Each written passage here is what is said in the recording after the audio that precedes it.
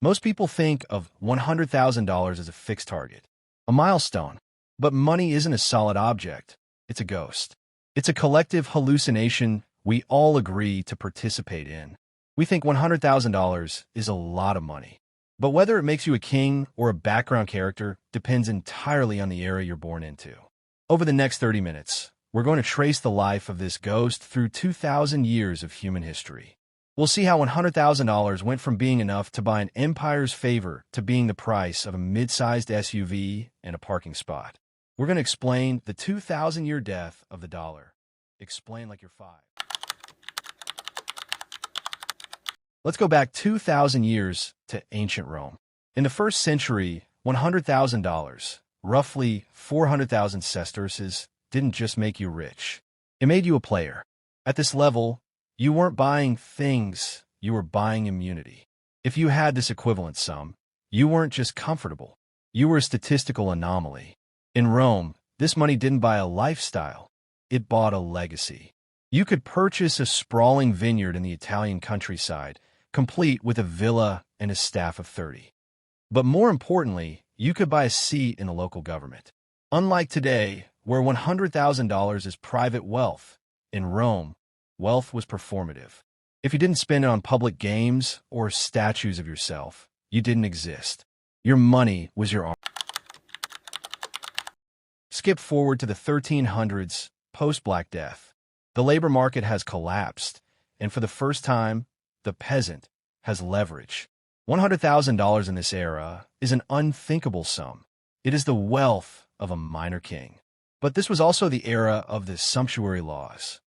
These are laws that literally banned you from wearing certain fabrics unless you were of a certain rank.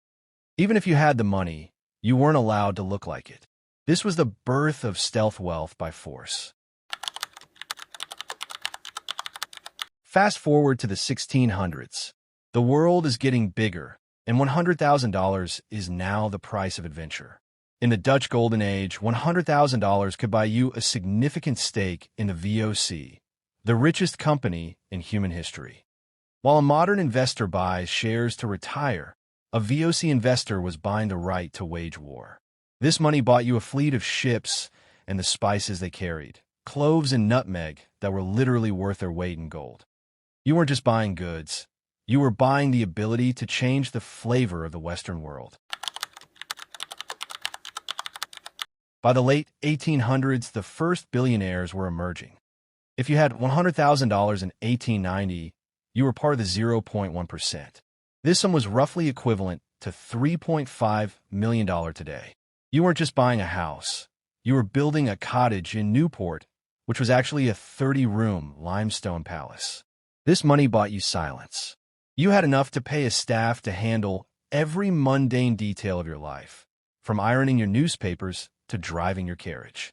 You were the first generation to live in a financial bubble. This is how John D. Rockefeller turned a few thousand into an unstoppable monopoly.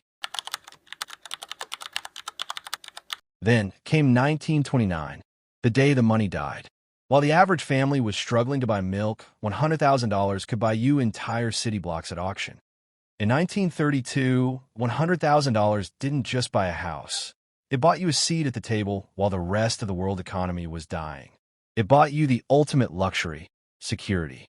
In an era where the rat race became a crawl for survival, $100,000 made you a king among ghosts. Then, in 1955, $100,000 was the ultimate end game. A brand new 4-bedroom home in the suburbs cost $10,000.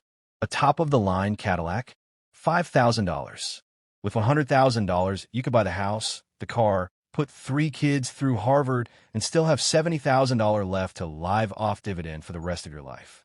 This was the last time in history where $100,000 felt like infinity. Today, $100,000 buys you a high-end Tesla and a very nice watch, or in some cities, a parking spot. We've moved from owning land to owning digital tokens. $100,000 is a high-yield savings account that barely keeps pace with inflation. While $100,000 makes you a private client at some banks, it no longer provides the escape from the rat race that it once did. The pressure of modern wealth levels is different. Your own family treats you differently when you become the first millionaire, yet you're still stuck in the same social machinery. The amount of zeros on the paper hasn't changed, but the freedom it buys has. $100,000 used to be the finish line. Now it's just the entry fee. Wealth isn't measured in dollars. It's measured in how much of the world you can actually own. If the value of $100,000 keeps shrinking, what are we actually working for? Are we chasing the money or the power it used to represent? Real wealth is the ability to own your own time. You escaped the rat race. Nobody noticed. Because in the end, wealth is just a tool for the only thing that actually matters, your own life.